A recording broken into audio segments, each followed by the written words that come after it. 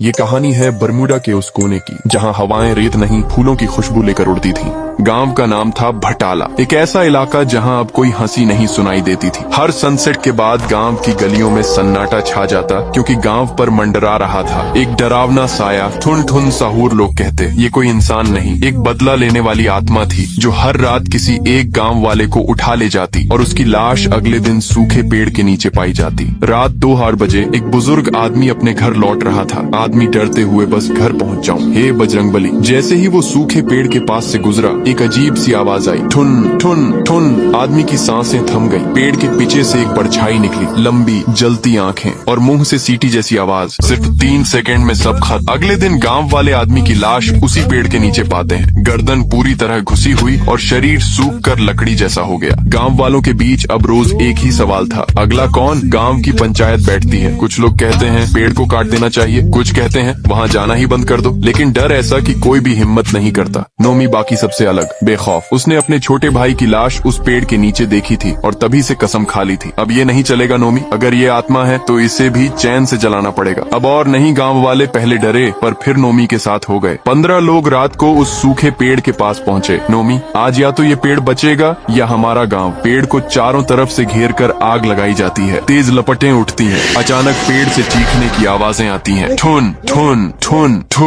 आवाजें धीरे धीरे धीमी होने लगती हैं और सब सोचते हैं अब खतरा टल गया। अगली सुबह गांव में बड़ा जश्न होता है। सबको लगता है आत्मा मर चुकी है, लेकिन ठीक दोपहर में गांव की चौकीदार सकूरा दौड़ती हुई आती है। सकूरा घबराई हुई, नोमी। गांव के बीचों बीच फिर से एक लाश मिली है, बिना खून बिना निशान, और उस लाश की उंगलियां लकड़ी जैसी हैं। नोमी वहीं पहुंचता है। लाश उसी 8 साल के बच्चे की है जो कल जलते पेड़ के पास खड़ा था। नोमी, ये कैसे हो सकता है? पेड़ तो जल गया, आत्मा तो खत्म हो गई थी। रात को नोमी अपने घर में अकेला है। कमरे की खिड़की से वही आवाज आती है, ठुन ठुन ठुन। नोमी बाहर झांकता है, कोई नहीं है, लेकिन जब वो मुड़ता है उसका छोटा भाई जिसकी मौत हो चुकी थी उसके सामने खड़ा है। भाई धीरे से, भैया आपने मुझे क्यों जलाया? नोमी चीख पड़ता है, कहानी खत्म नहीं हुई। वो आत्मा अब पेड़ से निकलकर इंसानों में आ चुकी है। अब हर घर, हर गली, हर बच्चा एक रहस्य बन चुका है। नोमी के सामने अब एक ही रास्ता है, इस आत्मा की असल कहानी को जानना, लेकिन उसके पास ज्यादा वक्त नहीं है। पार्ट 2 के लिए कमेंट करो।